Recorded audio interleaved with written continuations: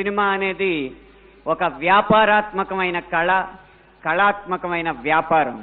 వ్యాపారానికి కళాత్మకతని, కళాత్మకకి వ్యాపారాన్ని జోడించే క్రమంలో హిందూ ధర్మానికి కళంకం కలిగిస్తూనే వస్తుందన్న సత్యాన్ని నేను బాహాటంగానే అంగీకరిస్తున్నాను. మీ ధర్మంలో ఉన్న వాళ్ళు మీ ధర్మాన్ని రోడ్డు మీద తీసుకొని వస్తుంటే మీరు హిందువులాగా ఏం చేస్తున్నారు? ఒక తల్లి చెప్తుంది, వినాయకుడు అక్కడ ఏదైతే తిరుమల తిరుపతి దేవస్థానం మనసుకు బాధ కలుగుతుందండి, కళ్ళల్లో నీళ్లు వస్తుంటాయి. ఇటువంటి సమాజంలో మేము ఎందుకు బ్రతకాలా? ఆ భగవంతుడు సంపేస్తే దరిద్రం పోద్దని చెప్పి అక్కడ తిరుపతిలో లడ్డు కల్తీ జరుగుతుంది. ఆ తిరుపతిలో లడ్డు కల్తీ జరిగితే అక్కడ లోపల వంట చేసేదంతా ఎవరు? 16 అణాల బ్రాహ్మణోళ్ళు వడి వేసుకొని ఉండాలా, తడిగుడ్డతో లడ్డూలు తయారు చేస్తారు. చేస్తే ఒక తల్లికి కొన్ని యూట్యూబ్ ఛానళ్ళు ఉన్నాయి, వాళ్ళు ఉదయం లేస్తే జనాల్ని రెచ్చగొట్టి ముస్లింలను తిట్టించడం వాళ్ళ జీవిత ఆశయంలాగా పెట్టుకున్నారు. ఆమె చెప్తుంది, ఈ తుర్కనా కొడుకుల వల్ల లడ్డూలో కల్తీ జరిగింది, ఈ తుర్కనా కొడుకుల వల్ల జరిగిందని చెప్పి. ఆ తుర్కనా కొడుకులకి దేవస్థానంలో ఏ నా కొడుకు తీసుకొని వెళ్తున్నాడో మా మసీద్లలో మేము తీసుకొని వెళ్తున్నాం. మా ఏదైతే మా పండుగలు జరిగితే మిమ్మల్ని వచ్చి అయ్యా రాండి సోదర భావంగా ఉంటామని చెప్పారు. ఏ రోజైనా మీరు మీ దేవస్థానాలు మాకు తీసుకొని వెళ్ళారా? మా దర్గాల కార్యక్రమాలు, మస్జిద్ల కార్యక్రమాలు, మిలాదు నబీ కార్యక్రమాలు జరిగినప్పుడు స్టేజ్ల మీద మిమ్మల్ని తీసుకొని వచ్చి మా నెత్తి మీద పెట్టుకుంటాము. మీ బ్రహ్మోత్సవాలు, మీ తిరునాళ్ళు, మీ దేవుళ్ళ ఊరేగింపులు జరిగినప్పుడు ఏదైనా ఒక ముస్లింకి మీరు స్టేజ్ మీద కూర్చోబెట్టినారా? మీరు ప్రసాదాలు తినరు అంటున్నారు. మేము ఇస్తున్నాం కాబట్టి మీరు తింటున్నారు. మీరు ప్రసాదం ఇవ్వండి, మేము తినకపోతే అడగండి. మీరు ఇవ్వకుండానే మీరు డిసైడ్ చేసుకుంటే ఎలాగా? ఇప్పుడు మహేందర్ సమీ గారికి ప్రసాదం ఇస్తే తింటారు, ఖచ్చితంగా తింటానండి. ప్రసాదంలో విషం కలిపి ఉంటారు. మీరు తినే వస్తువు తింటారు, ఏ హలాల్ వస్తువు అయినా నేను తింటాను. ఎందుకంటే నా ధర్మము హలాల్ వస్తువులు తినడం నాకు నేర్పించింది. ఏ హలాల్ వస్తువు మహేందర్ కాదు, రోడ్డు పక్కన అడక్కని తినేవాడు ఇచ్చినా నేను కళ్ళకు అద్దుకొని తింటాను. తప్పలేదంటారు? తప్పే లేదండి. తప్పేంది చెప్పండి? ఆ మహాతల్లి చూస్తే ఆ తిరుపతిలో ఏదైతే లడ్డు ఉందో ఈ తుర్కనా కొడుకుల వల్ల దీంట్లో అంతా కలిపేశారన్నారు. రేపు ఆమె ఇంటి పక్కన ఎవరైనా ఉంటారు, వాళ్ళకి బిడ్డలు పుట్టకపోతే ఈ తుర్కనా కొడుకుల వల్ల మాకు బిడ్డలు పుట్టడం లేదని చెప్తారా? తప్పు జరిగితేమో ఇది. ఇంకొకటి ఏంటంటే మాట్లాడితే వీళ్లకు ఇంతమంది సంతానము 18 మంది బిడ్డలు, 20 మంది బిడ్డలు, 4 పెళ్ళిళ్ళు చేసుకుంటారు, 10 పెళ్ళిళ్ళు చేసుకుంటారు అంటారు మహేందర్ గారు. 4 పెళ్ళిళ్ళు మా ఆచారం, అది మా ఆచారం అలాగుంది. అది మేము రాసుకుంది కాదు, భగవద్ గ్రంథం అది. అల్లా ఖురాన్లో ఎన్ని పెళ్ళిళ్ళు చేసుకోవాలో ఎలాగ చేసుకోవాలో అని రాసి ఉన్నాడు. దాని గురించి మీరు ఏదైనా మాట్లాడాలంటే ఇప్పుడు మీరు ఒక బుక్ రాస్తారు, దానికి మీరు ఆథర్. ఇప్పుడు మీరు టెలికాస్ట్ చేసినారు కాబట్టి మిమ్మల్ని నేను అడగడానికి వచ్చినాను, ఎందుకంటే ఫిజికల్గా మీరు ఉన్నారు కాబట్టి. ఈ ఖురాన్ అనేది ఎవరు? దైవ గ్రంథం, అల్లా పంపించిన గ్రంథం. ఆ గ్రంథంలో ఏదైనా తప్పులు ఉన్నాయని చెప్పి మీరు మమ్మల్ని కాదు అడగాల్సింది, ఖురాన్ని పంపించిన అల్లాని అడగాల. అల్లా దగ్గర మీరు పోయి అడుగుతారంటే అల్లా దగ్గర మీరు ఎలాగ వెళ్ళాలనే మార్గం నేను చూపిస్తా. 10 రూపాయలు సైనట్ తెచ్చి తినేస్తే చచ్చిపోతారు. అప్పుడు అల్లా దగ్గర పోయి ఏమయ్యా అల్లా ఇలాగెందుకు రాసావని కనుక్కొని మళ్ళీ ఇంకొక జన్మ ఎత్తుకొని వచ్చి దాన్ని సరి చేసుకోవచ్చు. అల్లా రాసిన గ్రంథం గురించి దాన్ని నేను అనుసరించేవాడినే. దాని గురించి దాన్ని అల్లా తప్పు రాశాడంటే నేను ముస్లిం కాదు. నా విశ్వాసం, నా ధర్మం అది. నేను అందరికీ కోరుకుంటున్నా, మమ్మల్ని మీతో దూరంగా మీరు పెట్టుకోబాకండి. మర్యాద పురుషోత్తముడు శ్రీరామచంద్రుడు మర్యాద పురుషోత్తముడు. ప్రపంచంలో ఉన్న ప్రతి ఒక్కరికి ఒక భార్యతో ఏ విధంగా సంసారం చేయాలా, తల్లిదండ్రుల ఆజ్ఞను ఏ విధంగా పాటించాలా, ఎవరికి ఇబ్బంది లేకుండా రామరాజ్యం ఎలాగ స్థాపించాలా అనేది నేర్పించినారు. రామరాజ్యంలో ఇళ్లకు తాళాలు వేసుకునేవాళ్ళు కాదు. ఈరోజు పెళ్ళానికి రూమ్లో పెట్టి తాళం వేసుకొని పోయే పరిస్థితి వచ్చింది. బాగా చెప్పారు. సరేనా? ఇంకా మీరు ఏదో చెప్తున్నారండి. హిందూ దేవీ దేవతల గురించి మీకన్నా ఎక్కువ నాకు తెలుసు. ఎవరైతే శివుడు ఉన్నాడో శివుడికి ఏమని చెప్తారు? భోలా శంకరుడు అంటారు, నీలకంఠేశ్వరుడు అంటారు. నీలకంఠేశ్వరుడు అని ఎందుకు చెప్తారు?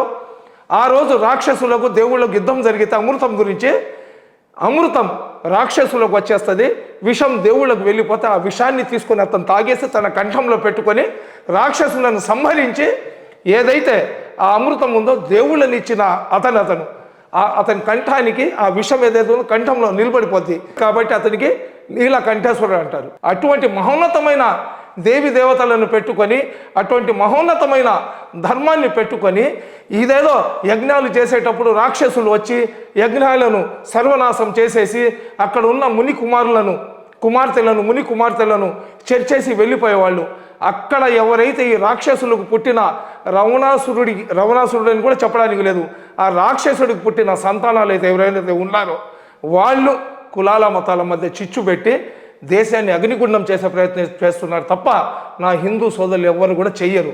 హిందూ సోదరులకు బలవంతంగా ముస్లింల మీద వ్యతిరేకతని పెంచే ప్రయత్నం జరుగుతుంది.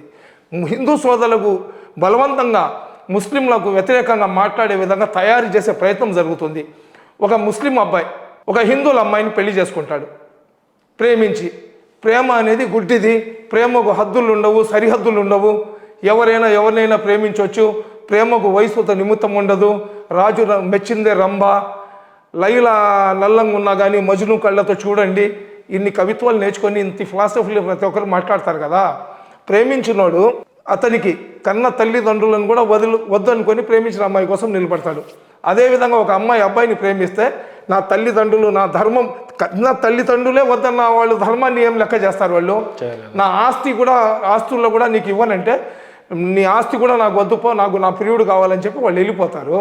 అలా పోయిన వాళ్ళకి లవ్ జిహాద్ ఏంది అంటే, ముస్లింలేమో ఒక హిందువుల అమ్మాయిని కానీ తీసుకొని వెళ్ళిపోతే లవ్ జిహాద్, అదే హిందువుల అబ్బాయి ముస్లింల అమ్మాయిని కానీ తీసుకొని వెళ్ళిపోతే లవ్ శ్రీరామ్ అంటే ఒప్పుకుంటారా? లేదా ఒక క్రైస్తవుడు హిందువుల అమ్మాయినో ముస్లింల అమ్మాయినో లుక్కొని వెళ్ళిపోతే దానికి లవ్ హల్లెలూయా అంటే ఒప్పుకుంటారా? అంటే మనకు నడిచినట్లు, నడవకపోతే ఇతరుల మీద నిందలు వేయడం అనేది మానేయాలా. రెండవది ఏంటంటే, ఇందాక కట్టయింది అది, భారతదేశంలో కొన్ని లక్షల దేవస్థానాలు మసీదులు ఉన్నాయి, కొన్ని కోట్ల దేవస్థానాలు ఉన్నాయి, కొన్ని లక్షల చర్చిలు ఉన్నాయి. ప్రతి చిన్న దేవస్థానం కానివ్వండి, పెద్ద దేవస్థానం కానివ్వండి, చిన్న మసీద్ కానివ్వండి, పెద్ద మసీద్ కానివ్వండి, చిన్న చర్చ్ కానివ్వండి, ఫెలోషిప్ కానివ్వండి, పెద్ద బ్యాప్టిజం ఉండే చర్చ్ అయినా కానివ్వండి, ప్రతి దగ్గర ఒక పాస్టర్ ఉంటాడు. వీళ్ళు ఇన్ని లక్షల మంది, ఇన్ని కోట్ల మంది పూజారులు అయ్యవాళ్ళు, చిన్న జిఆర్ స్వామి గారు కానివ్వండి, అదేవిధంగా ఆయన చాగండి అతను కానివ్వండి, ధార్మికంగా సబ్జెక్ట్ తెలిసిన వాళ్ళు చాలామంది ఉంటారు కదా. ఈ రోజు దాకా వాళ్ళ నోటికుండా ఇతర ధర్మాలను అవమానపరిచేటట్లు, ఇతర ధర్మాలను కించపరిచేటట్లు మేము వినలేదు. వాళ్ళకి అవసరం కూడా లేదు. వాళ్ళు ఏంటంటే, మన ధర్మమే మనం పూర్తిగా తెలుసుకోలేదు, ఇతర ధర్మాల గురించి మనకెందుకు, ముందు మన వాళ్ళని మేము సరైన మార్గంలో పెట్టుకోవాలని చెప్పి కొంతమంది చీడ పురుగులు, ఫింగర్ టిప్స్ మీద లెక్క పెట్టే చీడ పురుగులు దీన్ని అనవసరంగా ఒకళ్ళ మధ్య ఒకళ్ళకి చిచ్చు పెట్టి దేశాన్ని సర్వనాశనం చేయాలి. వాళ్ళకు అయితే మరే రంగానికి చెందిన వాడినో అయితే జరిగిన ఈ తప్పుకి విమర్శించవచ్చు, జరుగుతున్న ఈ నేరాల్ని వేటిపైన విరుచుకుపడచ్చు. కానీ అదే సినీ రంగానికి చెందిన వాడిని కాబట్టి ఇప్పటిదాకా జరిగిన ఈ హైందవ ధర్మ వ్యక్తిత్వ హననానికి యావత్ ఈ హిందూ సమాజం ముందు సినీ రంగం తరపున క్షమార్పణలు సమర్పిస్తూనే నేను ముందుకు వెళ్తున్నాను. ఆ క్షమార్పణలు కనుక నేను సమర్పించకపోతే ఇంకొక మాట మాట్లాడే అర్హత కూడా నాకు లేదు. అయినా ఇక్కడ ఆ 4 మాటలు మాట్లాడడానికైనా నాకున్న ఒకే ఒక్క అర్హత ఏంటంటే, ఇక్కడ ఈ హైందవ శంఖారావాన్ని, శంఖనాదాన్ని పూరించిన విశ్వ హిందూ పరిషత్ నిర్వహించిన సరస్వతి శిశు మందిర్లో నా ప్రాథమిక విద్యా అభ్యాసం జరిగింది కాబట్టి.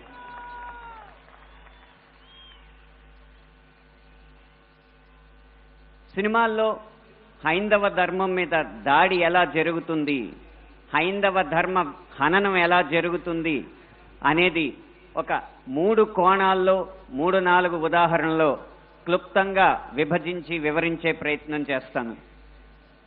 ఇక్కడ దాడి 3 కోణాల్లో జరుగుతుంది.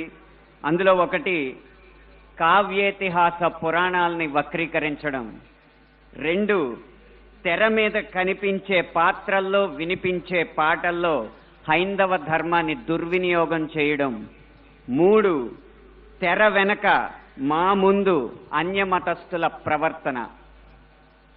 ఈ 3 అంశాల్లో మొదటిది కావ్య పురాణేతిహాసాల వక్రీకరణ. వాల్మీకి రామాయణం, వ్యాస భారతం భారత సాహితీ వాన్మయ శరీరానికి 2 కళ్ళ లాంటివి. కానీ అదే వ్యాస భారతాన్ని, అదే వాల్మీకి రామాయణాన్ని వినోదం కోసం వక్రీకరించిన సందర్భాలు కోకొల్లలు. గత కొన్ని సంవత్సరాల ముందు వచ్చిన చిత్రాల నుంచి నిన్న మొన్న విడుదలైన కల్కి చిత్రం వరకు కూడా కర్ణుడికి పాత్రకి అనవసరంగా ఆపాదించిన గొప్పతనాన్ని చూసి ఒక సినిమా రంగానికి చెందిన వ్యక్తిగా నేను సిగ్గుపడుతున్నాను, నిర్మోహమాటంగా చెప్తున్నాను. అది కూడా ఈ కృష్ణా జిల్లా గడ్డ మీదే నిలబడి చెప్తున్నాను. అప్పటి చిత్ర దర్శకులు, ఇప్పటి చిత్ర నిర్మాతలు ఇదే జిల్లా వారికి చెందిన వారైనా సరే పొరపాటు అని మనం చెప్పకపోతే ఈ హైందవ ధర్మంలో పుట్టినట్టు కాదు, ఈ హైందవ ధర్మాన్ని ఆచరించినట్టు కాదు, హిందువుగా ప్రకటించుకోవడం వ్యర్థం అని చెప్పి ఘంటాపథంగా తెలియజేస్తున్నాను. ఇప్పుడే ఈ సభలో, ఈ గొప్ప సభలో సత్యవాణి గారిని అభినవ ద్రౌపదిగా వక్తలు అభివర్ణించారు. ఆవిడే ఒప్పుకుంటారా?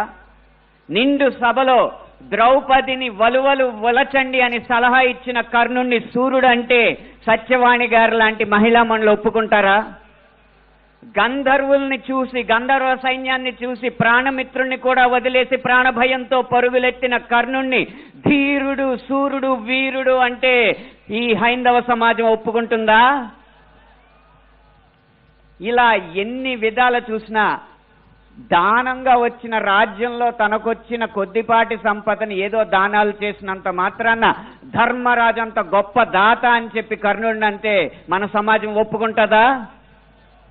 నిన్న మొన్న వచ్చిన కల్కి సినిమాలో అగ్నిదేవుడు ఇచ్చిన ధనస్సును పట్టిన అర్జునుడి కంటే సూర్యుడు ఇచ్చిన ధనస్సు పట్టిన కర్ణుడు వీరుడు అని చెప్తుంటే యుద్ధంలో నెగ్గేది ధనుస్సా ధర్మమా అని ప్రశ్నించకుండా మనం ఊరుకుంటామా? ఒక్క భారతంలోనే కాదు, వాల్మీకి రామాయణంలో రాయి ఆడదైనట్టు, రాళ్లను తేల్చి వారధైనట్టు, రాముడు లవకుశుల మధ్య యుద్ధం జరిగినట్టు, ఇలా చిత్రీకరణకు అందంగా ఉండడానికి ఎన్నో అభూత కల్పనలు, ఎన్నో వక్రీకరణలు జరుగుతుంటే ఇంకా మనం ఇలా ఊరుకుంటూ ఉంటే ఎన్ని సినిమాలు ఎలా వస్తాయి? ఒక్క వక్రీకరణే కాదు, చిత్రీకరణలో, గీతాలాపనలో ఎన్ని రకాల హననాలు జరిగినాయో మనం గమనిస్తూ ఉండాలి. మీరు కొంతకాలం క్రితం ఒక హిందీ పాట వినే ఉంటారు, దమ్మరదం మిటుజాయహం బోలో శుభశ్యామ్ హరే కృష్ణ హరే రామ్. రండి దమ్ము కొడదాం, కలుసుకుందాం, శుభ సాయంత్రం చెప్పుకుందాం, తర్వాత హరే కృష్ణ హరే రామ్ అందాం. భగవత్ తత్వాన్ని, భగవద్భక్తిని జగత్ ప్రస్తుతంగా జగద్విదితం చేసిన ఇస్కాన్ వారి నినాదం హరే కృష్ణ హరే రామ్ ని ఒక ఐటమ్ సాంగ్ లో పెట్టుకుంటే ఒప్పుకుంటామా? మీ ముందు ఇప్పుడు రెండు దారులు ఉన్నాయి. కాళీ అన్న సినిమా డాక్యుమెంటరీ పోస్టర్లో కాళికామాత సిగరెట్ కాలుస్తుంటూ ఒక పోస్టర్ వేస్తే మన ముందు రెండే దారులు ఉన్నాయి. ఒకటి నిమ్మకు నీరెత్తినట్టు కూర్చోవడం, రెండు నిగ్గదీసి నిలదీయడం. మీ దారి ఒకటా రెండా? పీకే అన్న సినిమాలో రాయి మీద పాన్ పరాగ్ ఊసి అదే శివలింగం అని చెప్పి వెటకారం చేసి అన్య మతస్థుల మందిరాల్లోకి మాత్రం వెళ్లకుండా వాళ్ళు తరిమి కొట్టినట్టు తెలివిగా తప్పించుకున్నారు. అప్పుడు మన ముందు రెండే దారులు ఉన్నాయి, నిమ్మకు నీరెట్టినట్టు నుంచోవడం, నిగ్గదీసి నిలదీయడం. మీ దారి ఒకటా రెండా? కాస్మిక్ సెక్స్ అన్న సినిమాలో ఇంత అద్భుతమైన పీఠాధిపతుల ఆహార్యాన్ని అనుకరించి గురువులు, పీఠాధిపతులు వచ్చిన శిష్యురాలతో శృంగార కార్యకలాపాలు చేస్తున్నట్టు చూపెడుతున్నారు. మీ ముందు రెండే దారులు ఉన్నాయి, ఒకటి నిమ్మకు నీరెత్తినట్టు కూర్చోవడం, రెండు నిగ్గదీసి నిలదీయడం. మీ ఆప్షన్ ఒకటా రెండా? ఎంఎఫ్ హుసేన్ లాంటి చిత్ర దర్శకుడు, చిత్రకారుడు సరస్వతి, దుర్గా మాతల బొమ్మల్ని అశ్లీలంగా వేసినప్పుడు వారి కోవలోనే అక్రమ్ హుసేన్ అనే చిత్రకారుడు కృష్ణుణ్ణి బార్లో ఉంచి గోపికల్ని బికినీల్లో చిత్రించినప్పుడు మన ముందున్న దారులు రెండు, ఒకటి నిమ్మకు నీరెత్తినట్టు కూర్చోవడం, రెండు నిగ్గదీసి నిలదీయడం. మీ దారి ఒకటా రెండా? ఛత్రపతి శివాజీ తర్వాత అంత గొప్ప మరాఠా యోధుడు బాజీరావుని బాజీరావు మస్తానీగా ప్రేమ పిచ్చోడుగా చిత్రీకరించినప్పుడు మన ముందు రెండు దారులు ఉన్నాయి, ఒకటి నిమ్మకు నీరెత్తినట్టు కూర్చోవడం, రెండు నిగ్గదీసి నిలదీయడం. మీ దారి ఒకటా రెండా? ఇలా ఇన్ని విధాలుగా హననం జరుగుతుంటే ఇంకా మనం నిశ్శబ్దంగా కూర్చుంటే అది మన హైందవ సమాజానికే కళంకం అని నేను మనస్ఫూర్తిగా తెలియజేస్తున్నాను. పాటని ఎలా ఉపయోగించచ్చో, అదే హరే కృష్ణ హరే రామ్ని ఎలా ఉపయోగించచ్చో సీతారాం శాస్త్రి గారు మనకు తెలియజేశారు. హరే రామ హరే కృష్ణ కృష్ణ కృష్ణ హరే హరే. రామున్నైనా కృష్ణున్నైనా కీర్తిస్తూ కూర్చుంటామా, వాళ్ళేం సాధించారో కొంచెం గుర్తిద్దాం మిత్రమా. సంద్రం కూడా స్తంభించేలా మన సత్తా చూపిద్దామా, సంగ్రామంలో గీతా పాఠం తెలుపమా. ఇది పాట రాయడం అంటే, ఇది పాట ద్వారా సమాజ హితం కోరడం అంటే, ఇది పాట ద్వారా మార్పు తీసుకురావడం అంటే, ఇది పాట ద్వారా ఉత్సాహం రేకెత్తడం అంటే, ఉద్వేగం రేకెత్తడం అంటే, ఉత్తేజితుల్ని చేయడం అంటే, ఈ దారిలో మాలాంటి పాటల రచయితలు అందరూ నడవాలని నేను కోరుకుంటున్నా. ఇక ఆఖరి అంశం, మాకు వ్యక్తిగతంగా జరిగేది తెర వెనక సినిమాల్లో అన్య మతస్థులు చేసేది ఒక్క అనుభవం చెప్పి మీకు ముగిస్తాను. ఒక సినిమా పాట రాయడానికి నేను ఒక సంగీత దర్శకుడి దగ్గరికి వెళితే ఆ పాటలో బ్రహ్మాండ నాయకుడు అన్న హిందూ పదం ఉందని చెప్పి ఆ పాట చేయనన్నాడు. నువ్వు ఒక్క హిందూ పదం ఉందని చెప్పి పాట చేయనన్నావు కాబట్టి జీవితాంతం నువ్వు చేసిన ఏ పాటకి నేను రాయనని చెప్పి ప్రతిజ్ఞ చేసి 15 సంవత్సరాలుగా ఆ వ్యక్తికి నేను పాట రాయలేదు. అలాగే ఒక పక్క రాష్ట్రం సంగీత దర్శకుడు వెళ్ళగానే దర్శక నిర్మాతలతో తిరుపతి ఆలయ విధానాలని విమర్శిస్తూ ఉంటే వాళ్ళు మిన్నక కూర్చుంటారు, ఎందుకంటే వాళ్ళకి మార్కెట్ ఉంది కాబట్టి. ఇదే మనం గీత గీయాలి కింద.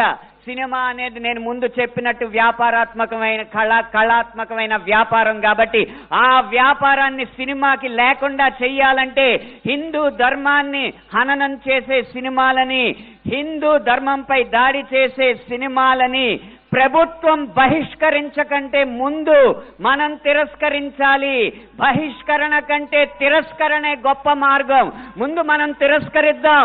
వాటికి వ్యాపారం రాదు, డబ్బులు రావు. డబ్బులు రాకపోతే ఏ నిర్మాత వచ్చి హిందూ ధర్మాన్ని హననం చేసే సినిమా తీస్తాడో మనం చూద్దాం. భం భం భం భం భళా భళా మోగిందిర శంఖారావం, ఇది హైందవ శంఖారావం. హిందూ బంధువులందరొక్కటై ముందుకే గమని భావం, ముందు చూపాలి ప్రభావం. 3 నిమిషాల ఈ పాట రాసే అవకాశాన్ని, 5 నిమిషాల ఈ ప్రసంగం చేసే అవకాశాన్ని నాకు ఇచ్చిన ఈ నిర్వాహకులకి వేవేల పాదాభివందనాలు తెలియజేసుకుంటూ జై హింద్, జై శ్రీరామ్.